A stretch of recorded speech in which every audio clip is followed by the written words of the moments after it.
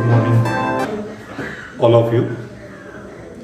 विद्यार्थी मित्र, मी आपल्या व्हॉट्सॲपच्या ग्रुपवरती इलेक्ट्रोकेमिस्ट्रीच्या अगोदर जो टॉपिक झाला आहे आयोनिक इक्विलिब्रिया, या टॉपिकच्या नोट्स एका लिंकच्या माध्यमातून दिलेल्या होत्या. त्या नोट्स ज्या आहेत त्या क्वेश्चन अँसर टाईप अशा नोट्स आहेत. मी तिथं सूचनाही लिहिलेली होती की त्याच्या झेरॉक्स काढाव्यात आणि त्याच्यातला जो या वर्षासाठी डिलीटेड सिलेबस आहे तो सोडून आपण क्वेश्चन अँसर या टाईपमध्ये त्याची तयारी करावी, तसेच झेरॉक्स काढून आपण ठेवावे. विद्यार्थी मित्रांनो, हा टॉपिक संपल्यानंतर लगेचच इलेक्ट्रोकेमिस्ट्री याही टॉपिकची लिंक नोट्सची मी तुम्हाला त्यानंतर पाठवणार आहे. त्या बाबतीतही तुम्हाला त्या झेरॉक्स काढून ठेवाव्या लागतील. कालच्या लेक्चरला आपण जो भाग बघितलेला आहे त्यानंतर आपणाला नर्स इक्वेशन हे पाहायचं आहे. काल आपण सेल पोटेन्शियल आणि इलेक्ट्रोड पोटेन्शियल म्हणजे काय असतं आणि ते इलेक्ट्रोड पोटेन्शियल किंवा सेल पोटेन्शियल कसं रिप्रेझेंट करायचं असतं हे आपण बघितलेलं आहे. सेल पोटेन्शियल हे ऑक्सिडेशन इलेक्ट्रोडचं पोटेन्शियल आणि रिडक्शन इलेक्ट्रोडचं पोटेन्शियल यांची सम असते आणि रिप्रेझेंट करताना ते रिडक्शन पोटेन्शियलच्या स्वरूपामध्येच आपणाला रिप्रेझेंट करायचं असतं. हे रिप्रेझेंटेशन आपण असं दिलेलं होतं, मला आठवत असेल, E cell equal to E reduction at cathode minus E reduction at anode. दोन्हीही रिडक्शन पोटेन्शियल असल्यामुळे रिडक्शन आवड इथून तुम्ही काढून टाकला तरी चालेल आणि सेलचं पोटेन्शियल आपण या पद्धतीने लिहिलेलं होतं. E cell is equal to E cathode, that is reduction potential at cathode electrode minus reduction potential at anode electrode. Actually आपल्याला माहिती आहे ॲनोडकडं ऑक्सिडेशन पोटेन्शियल असतं, कारण ॲनोडकडं ऑक्सिडेशन होतं. पण IUPACच्या रूल्सनुसार रिप्रेझेंटेशनमध्ये आपल्याला रिडक्शन पोटेन्शियलच लिहायचे असतात. ॲनोडचं जेवढं ऑक्सिडेशन पोटेन्शियल असेल तेवढंच त्याचं रिडक्शन पोटेन्शियल असतं आणि त्याला साईन निगेटिव्ह असते, म्हणून सेलचं पोटेन्शियल आपल्याला या पद्धतीने लिहिता येतं. स्टँडर्ड कंडिशनला जर हे पोटेन्शियल आपण मेजर करत असू तर ते पोटेन्शियल आपल्याला या पद्धतीनं रिप्रेझेंट करावं लागतं. E not cell equal to E naught cathode minus E naught anode, that is standard potential at cathode electrode minus standard potential at anode electrode. हे असतं स्टँडर्ड सेल पोटेन्शियल. हे आपण काल पाहिलेलं आहे. यानंतर नर्स इक्वेशन. आता आपल्याला माहिती आहे या स्टँडर्ड सेल पोटेन्शियलवरून आपल्याला कोणती माहिती कळते, तर हे स्टँडर्ड पोटेन्शियल आपण स्टँडर्ड कंडिशनला मेजर केलेलं असतं. टेम्परेचर, प्रेशर आणि कॉन्सन्ट्रेशन यांच्या स्टँडर्ड कंडिशन्स घेतलेल्या असतात. त्या कंडिशनचं मेजर केलेलं पोटेन्शियल सेलचं हे स्टँडर्ड सेल पोटेन्शियल असतं. या पोटेन्शियलवरून आपल्याला कळतं की दिलेल्या कंडिशनला या रिॲक्शन्स किंवा रिॲक्टंट्स रिॲक्ट होतात, ते स्पॉन्टेनियसली होतात का नाही या कंडिशन्सला, आणि त्यांच्यापासून स्पॉन्टेनियस कंडिशनला प्रॉडक्ट तयार होतात की नाही हे आपल्याला या सेल पोटेन्शियलवरून कळतं. पण हे सेल पोटेन्शियल कॉन्सन्ट्रेशनवरती कसं डिपेंड असतं हे नर्सनी इक्वेशनच्या फॉर्ममध्ये रिप्रेझेंट केलेलं आहे.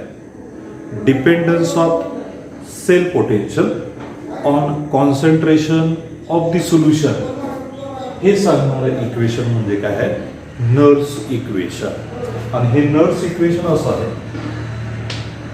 E cell equal to E not cell minus RT upon NF ln जर समजा अशी रिॲक्शन आपण कन्सिडर केली, जनरल एखादी केमिकल रिॲक्शन, बघा मी इथं लिहितो रिॲक्टंट A अँड B, त्याचे नंबर ऑफ मोल्स आहेत A, याचा नंबर ऑफ मोल्स आहे B, हे रिॲक्ट झाले आणि त्यांच्यापासून प्रॉडक्ट C आणि प्रॉडक्ट D तयार झाले. ही एक जनरल रिॲक्शन, रिॲक्टंट रिॲक्ट होतात आणि हे प्रॉडक्ट तयार होतात. अशा एखाद्या जनरल रिॲक्शनसाठी आपणाला नर्स इक्वेशन असं लिहिता येतं, E cell is equal to E naught cell minus RT upon NF ln active mass of C raised to the power C, active mass of D raised to the power D, active mass of A raised to the power A, active mass of B raised to the power of B. या general रिॲक्शनसाठी sale potential आपल्याला या पद्धतीनं लिहिता येईल.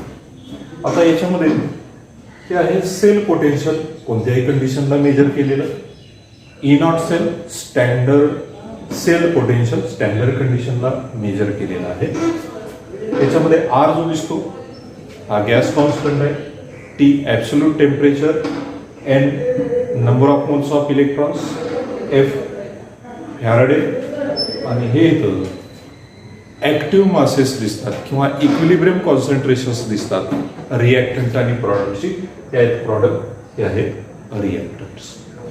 जर आपण एलएनचं conversion log to the base 10 मध्ये गेलं तर इक्वेशन आपल्याला बघायला मिळतं E cell is equal to E naught cell minus 2.303 RT upon NF ln active mass of C, active mass of D divided by active mass of A, active mass of B. असं equation आपल्याला बघायचं. पण 25 degree टेम्परेचरला at 25 degree Celsius temperature the value of दिस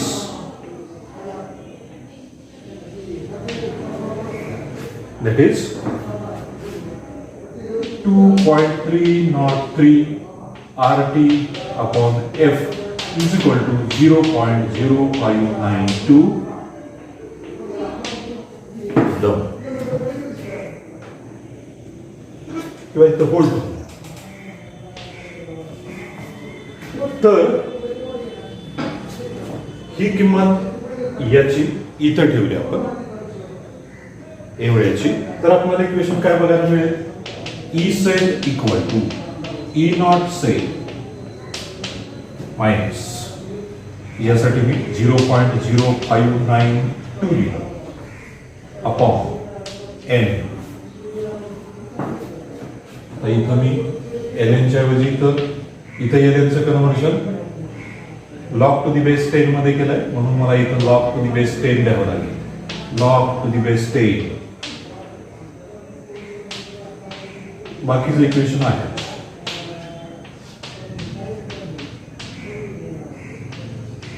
या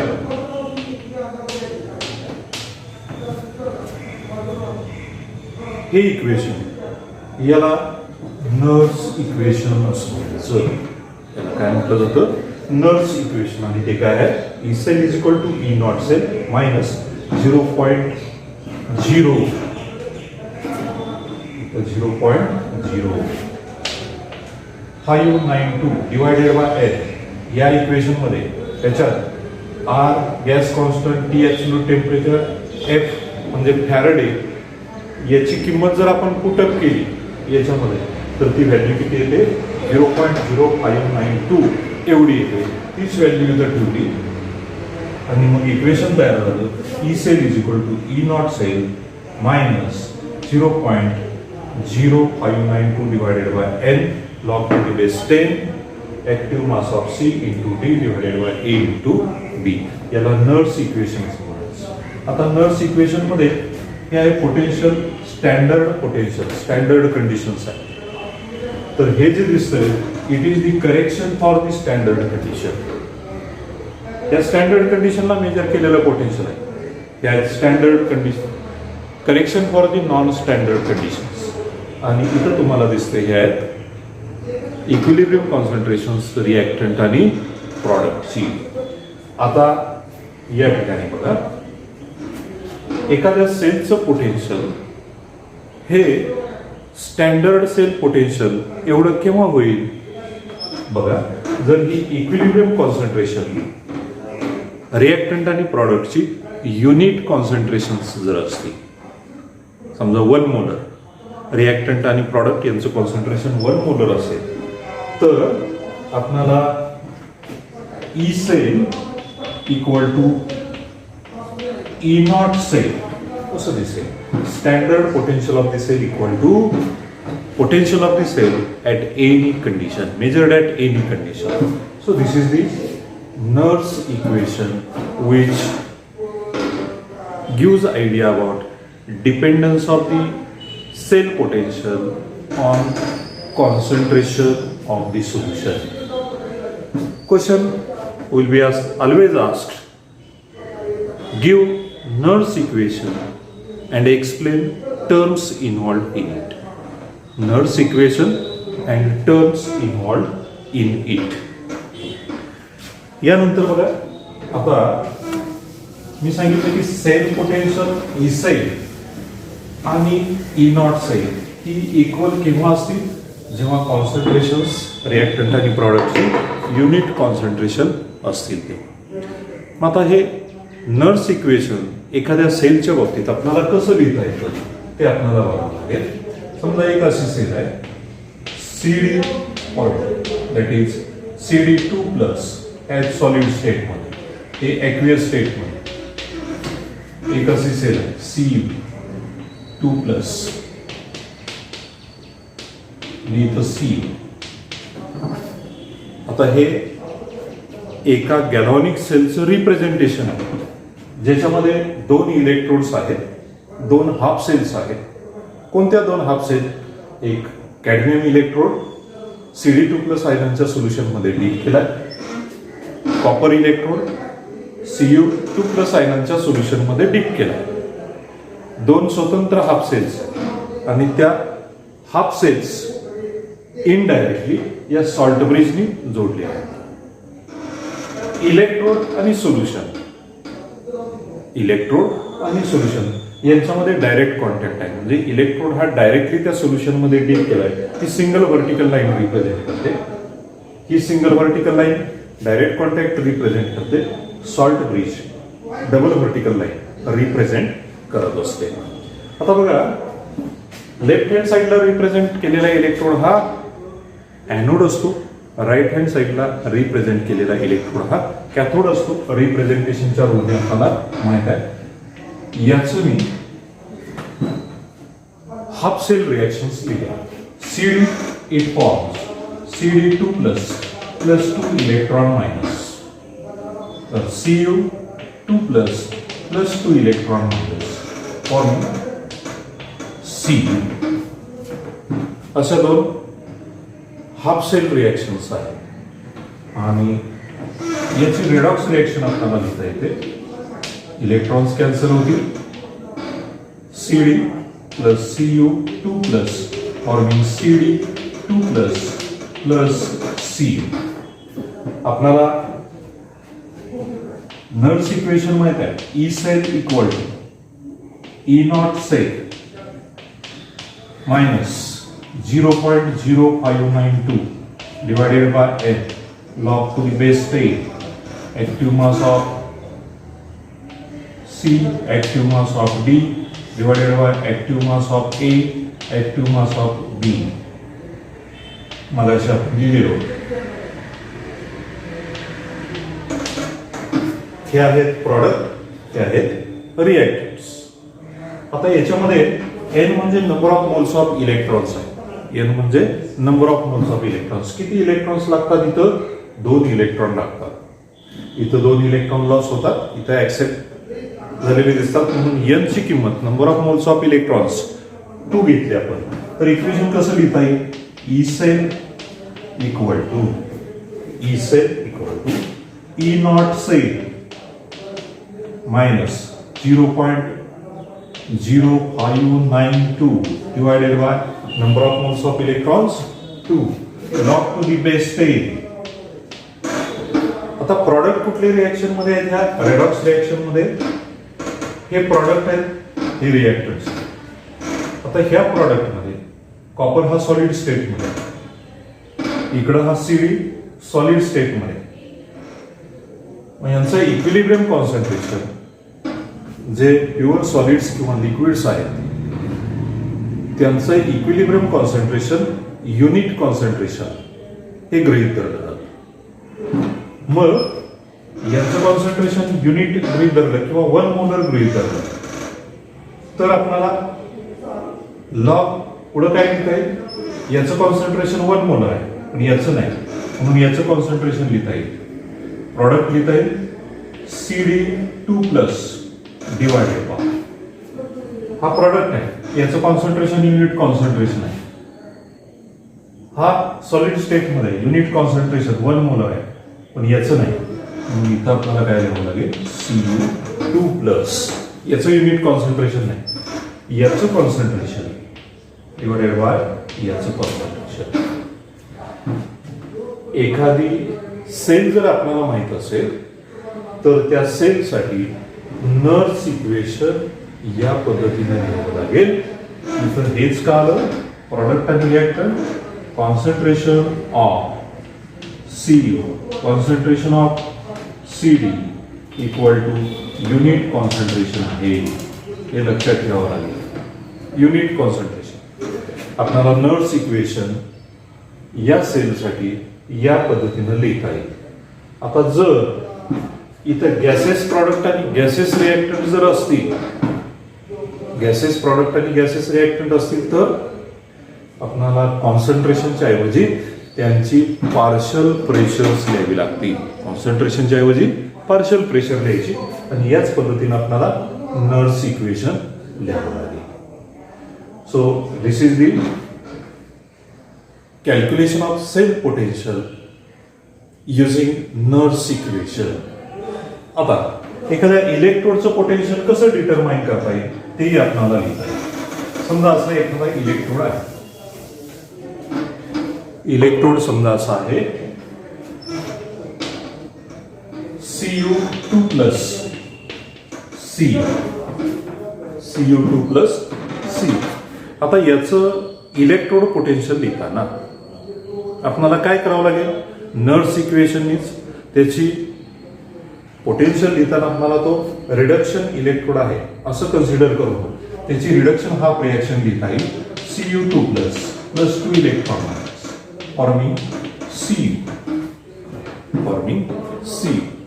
अशी reaction आहे.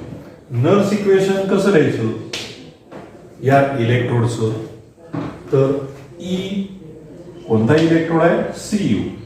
E copper या इलेक्ट्रोडचं electrode potential लिहितोय. मग आपण ई सेल लिहिलं होतं कारण cell potential, calculation of cell potential हे मग अशी चाललं. आता काय करतोय आपण? Calculation of electrode potential using Nernst equation.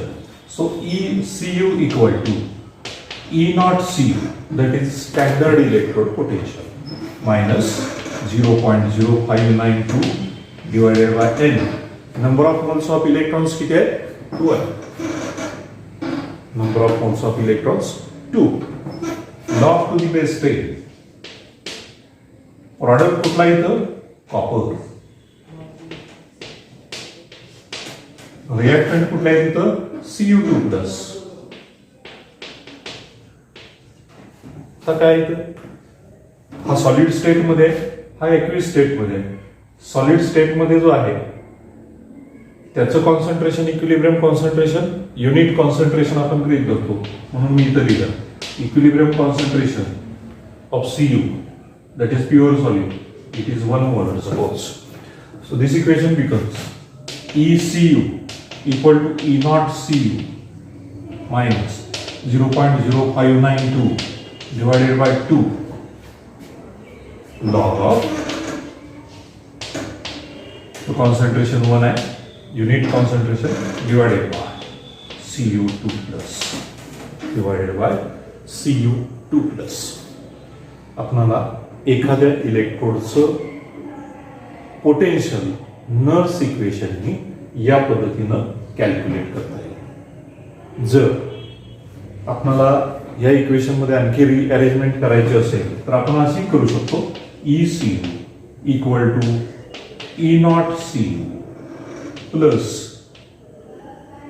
0.0592 divided by 2 log Cu2 plus.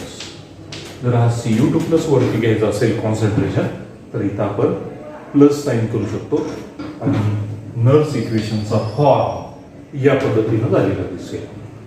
आपल्याला नर्स इक्वेशन माहित असेल तर ह्या नर्स इक्वेशनवरून एखाद्या सेलचं गॅल्व्हॅनिक सेलचं रिप्रेझेंटेशन दिलेलं असेल तर त्या रिप्रेझेंटेशनवरून पहिल्यांदा हाफ रिॲक्शन्स लिहितो आपण.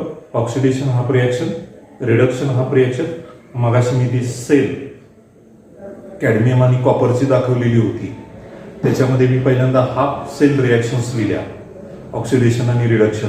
नंतर रेडॉक्स रिॲक्शन दिली आणि मग नर्स इक्वेशन लिहून concentration of product, concentration of reactants आणि number of moles of electrons यांच्या किमती लिहून आपण नर्स इक्वेशन त्या सेलसाठी लिहिलेलं होतं. त्या पद्धतीने आपल्याला एखाद्या सेलचं पोटेन्शियल कॅल्क्युलेट करता येतं. जर एखादा इलेक्ट्रोड दिला असेल तर त्याचंही नर्स इक्वेशन आपल्याला या पद्धतीने लिहिता येतं आणि त्या इलेक्ट्रोडचं पोटेन्शियल आपल्याला या पद्धतीने कॅल्क्युलेट करता येईल. कोणताही इलेक्ट्रोड दिला तरी आपल्याला या पद्धतीनं कॅल्क्युलेट करता येईल. So this is the Nernst equation, calculation of cell potential and calculation of electrode potential based on this Nernst equation. Then next point we have to see here.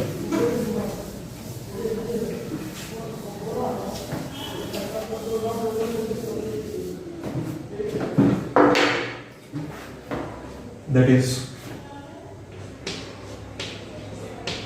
a reference electrode. याच्यातला पुढचा point आहे तो आहे reference electrode. आता reference electrode काय? आपल्याला माहित आहे एखादी गॅल्व्हॅनिक सेल तिचं पोटेन्शियल आपण असं लिहिलेलं होतं सुरुवातीला. ई सेल इक्वल एखाद्या सेलचं पोटेन्शियल म्हणजे ॲनोड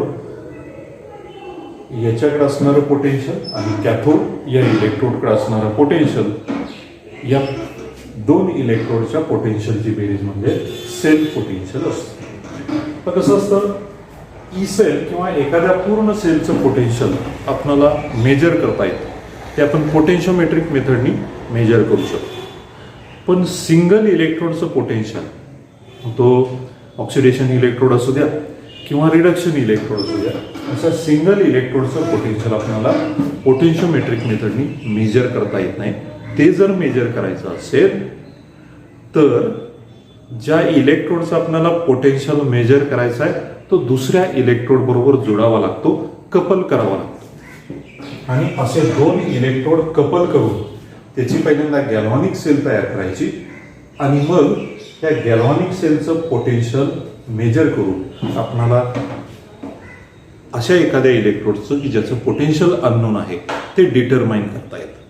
मग त्याच्यासाठी काय लागतं, असा एखादा इलेक्ट्रोड लागतो की ज्याचं पोटेन्शियल आपल्याला रेफरन्स साठी वापरावं लागतं, ज्याचं पोटेन्शियल आपल्याला नोन असतं.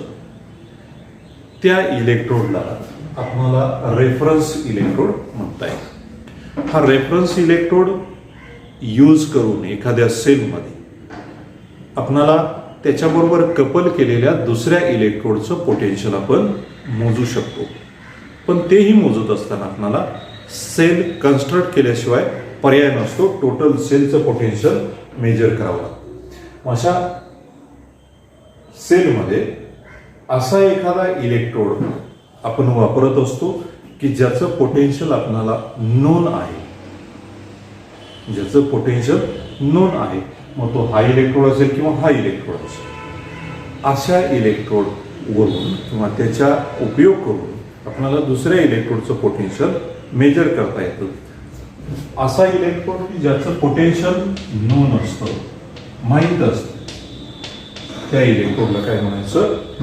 रेफरन्स इलेक्ट्रोड आहे. त्याला काय म्हणायचं? Reference electrode. आणि रेफरन्स इलेक्ट्रोड याचं एक बेस्ट एक्झाम्पल आहे standard hydrogen electrode. Standard hydrogen electrode. Standard hydrogen electrode हा एक प्रायमरी रेफरन्स इलेक्ट्रोड आहे. प्रायमरी रेफरन्स इलेक्ट्रोड आहे. तो कसा असतो, त्याचं कन्स्ट्रक्शन काय आहे, त्याचं वर्किंग काय ते आपल्याला नेक्स्ट लेक्चरला पाहायचं आहे. पण असा हा स्टँडर्ड हायड्रोजन इलेक्ट्रोड एखाद्या गॅल्व्हॅनिक सेलमध्ये आपण यूज केला तर आपल्याला दुसऱ्या इलेक्ट्रोडचं पोटेन्शियल मेजर करता येतं. आणि म्हणून हा इलेक्ट्रोड आपण रेफरन्स इलेक्ट्रोड म्हणून वापरतो. प्रायमरी तो काय आहे तर या स्टँडर्ड हायड्रोजन इलेक्ट्रोडचं पोटेन्शियल 0 व्होल्ट कन्सिडर केलेलं असतं. याचं पोटेन्शियल 0 व्होल्ट कन्सिडर केलेलं असतं. स्टँडर्ड हायड्रोजन इलेक्ट्रोडचं पोटेन्शियल हे 0 पोटेन्शियल कन्सिडर केलेलं असतं. आणि याच्यावरून इतर इलेक्ट्रोडचं पोटेन्शियल आपल्याला ठरवता येतं, कॅल्क्युलेट करता येतं. म्हणून याला प्रायमरी रेफरन्स इलेक्ट्रोड असं म्हणायचं. या स्टँडर्ड हायड्रोजन इलेक्ट्रोडचं पोटेन्शियल 0 असतं, ते नोन असतं, तो एक रेफरन्स इलेक्ट्रोड आहे. तर या स्टँडर्ड हायड्रोजन इलेक्ट्रोडचा वापर करून आपल्याला आणखी काही रेफरन्स इलेक्ट्रोड कन्स्ट्रक्ट करता येतात. त्याच्यामध्ये कॅलॉमिल इलेक्ट्रोड आहे, कॅलॉमिल इलेक्ट्रोड, ग्लास इलेक्ट्रोड आहे किंवा सिल्वर एजीसीएल इलेक्ट्रोड आहे. हे इलेक्ट्रोड आपणाला रेफरन्स इलेक्ट्रोड म्हणून वापरता येतात. आणि हे इलेक्ट्रोड आपणाला कशावरून तयार करता येतात, कन्स्ट्रक्ट करता येतात? स्टँडर्ड हायड्रोजन इलेक्ट्रोडवरून ते आपणाला कन्स्ट्रक्ट करता येतात. हा पण रेफरन्स इलेक्ट्रोड आहे, हे पण रेफरन्स इलेक्ट्रोड आहे. फरक एवढाच आहे, हा प्रायमरी रेफरन्स इलेक्ट्रोड आहे आणि याच्यावरून आपल्याला हे दुसरे रेफरन्स इलेक्ट्रोड प्रिपेअर करता येतात. म्हणून यांना सेकंडरी रेफरन्स इलेक्ट्रोड असं म्हणायचं. आता रेफरन्स इलेक्ट्रोडचा उपयोग कशासाठी मी सांगितला तर एखाद्या सिंगल इलेक्ट्रोडचं पोटेन्शियल मेजर करण्यासाठी असा एखादा रेफरन्स इलेक्ट्रोड आपल्याला वापरता येईल. कसं? समजा याच्यामध्ये हा आपण रेफरन्स इलेक्ट्रोड वापरतो, तो आहे स्टँडर्ड हायड्रोजन इलेक्ट्रोड. याचं पोटेन्शियल किती असतं? 0 व्होल्ट. याचं पोटेन्शियल आहे 0 volt. Standard hydrogen electrode use केला. आता याचं पोटेन्शियल आपल्याला नोन आहे, ते 0 व्होल्ट आहे. मग आपल्याला या इलेक्ट्रोडचं जर पोटेन्शियल मेजर करायचं असेल तर काय करतो आपण? रेफरन्स इलेक्ट्रोड आणि हा इलेक्ट्रोड एकत्र त्याची एक गॅल्व्हॅनिक सेल तयार करतो आणि त्या टोटल गॅल्व्हॅनिक सेल्सचं ई सेल म्हणजे पोटेन्शियल आपण मेजर करतो. आता हे जे पोटेन्शियल आहे हे पोटेन्शियल किती येईल? याचं 0 पोटेन्शियल.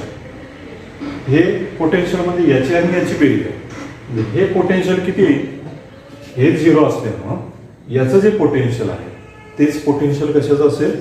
या सेलचं पोटेन्शियल असेल. म्हणून जर स्टँडर्ड हायड्रोजन इलेक्ट्रोड वापरला तर अननोन इलेक्ट्रोडचं पोटेन्शियल म्हणजेच त्या सेलचं पोटेन्शियल असतं.